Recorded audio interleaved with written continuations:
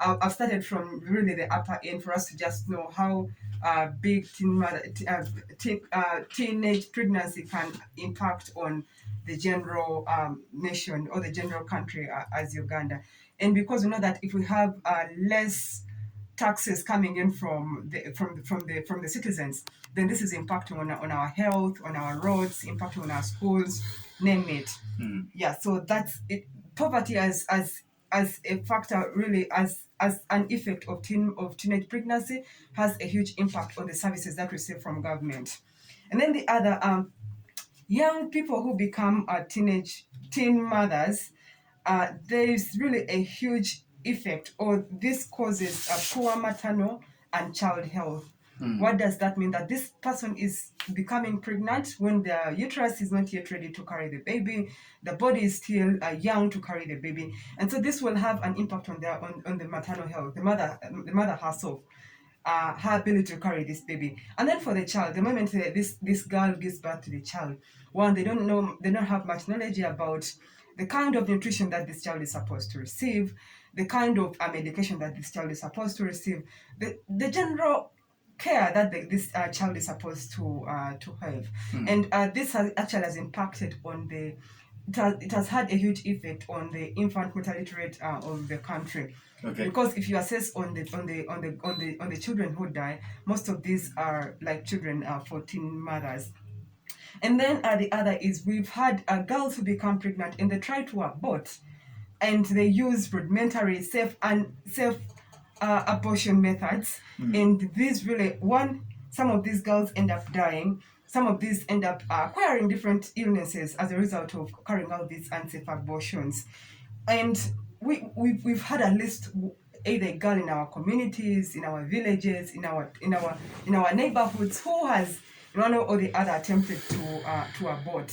And with all these methods that they use to abort, either maybe I hear some take some of them use different instruments to to ensure as they're trying to have the baby or the fetus come out. And in this, they end up getting complications that affect their illnesses, and they end up actually also getting chronic illnesses. And of course, teenage pregnancy, like we said, most girls end up dropping out of school. Of course, we have a few cases of those who have been persistent, who have been tolerant, who have stood out and said, no, much as I've become pregnant and given birth, I need to go back to school. But those are just a few cases. Most of the girls drop out, and they regret really in the future of why they dropped out of school. So teenage pregnancy as a whole has a huge effect on this school completion rate for both primary, secondary, and tertiary institutions. So if we address teenage pregnancy, that means that we are increasing on our literacy rates as a country. We are increasing on our tax base. We are improving on our health system, our health care, because when a girl becomes pregnant when she's ready, or a young woman becomes pregnant when she's above 18, that means that she can make informed decisions on when to become pregnant, who to have this pregnancy with, where to access the medical services for herself and then for the baby. Someone is pretty mature to make all these decisions. And they'll not be judged. They will not be judged. They will not be isolated by their community, because community knows that they are adults. They had sex when they know really what they want. So the question of stigma will be normal. Yes. Okay, now coming to, if we can be very specific, what are the social issues of teenage pregnancy that we need to pay attention to? For some of the social issues that we need to be aware of, one is about our cultural norms or cultural practices. And I'll just give a case in point of Busoga. Yes, this is happening.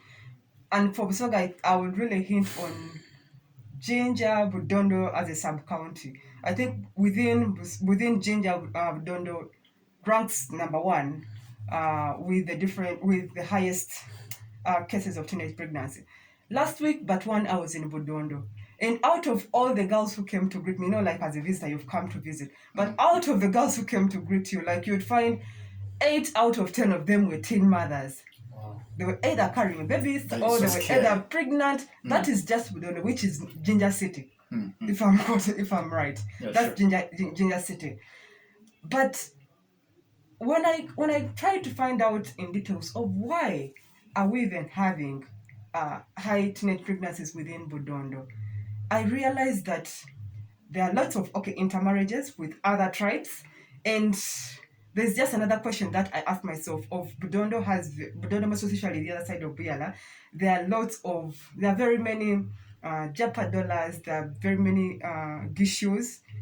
Actually, you'd find that Japadolas are more than even some of the other tribes within Budondo. And this is interlinked to Tororo as a district, because Tororo also is highly ranked with very many cases of teenage pregnancy. And if you dig deeper, you'll understand that this tribe has a norm really around child marriage. Like for them, marrying off a child when they're young is not a problem. Yeah, because the uncles, the fathers, what they all need to see, they call it fruits of their daughter, of their sons, whatever. So many girls end up being pregnant. So we need to address some of these social norms of parents who still think that a child is born, a child is sugar, a child is just there for marriage and not for school. Because things have changed. We're in a different world. We are no longer in 1900. We're no longer in 1950. This is 2021, Sure. where people are going to school, people are working, girls are working in different enterprises, heading different institutions. So we need to adjust and also change our societal norms. And then the other is about access to family planning methods. I think we still think that young people or young girls shouldn't access family planning methods. For me, As I think culture dictates. yes, culture, religion, name it. Sure. And for us, I think we need to move away from that because girls need to make a choice of their bodies, need to make a choice of the services that they need to access at the different health facilities. So this has to be adjusted, and we support our young people to have access to these services. Same with information. We always bank on the Sengas, the Kojas pass on this information. That's no longer, it's not the case anymore. The world is changing. The trends are changing. Mothers, fathers have to go to work because we need a living. We need school fees. We need a lot of requirements that are either asked at school or within the homes.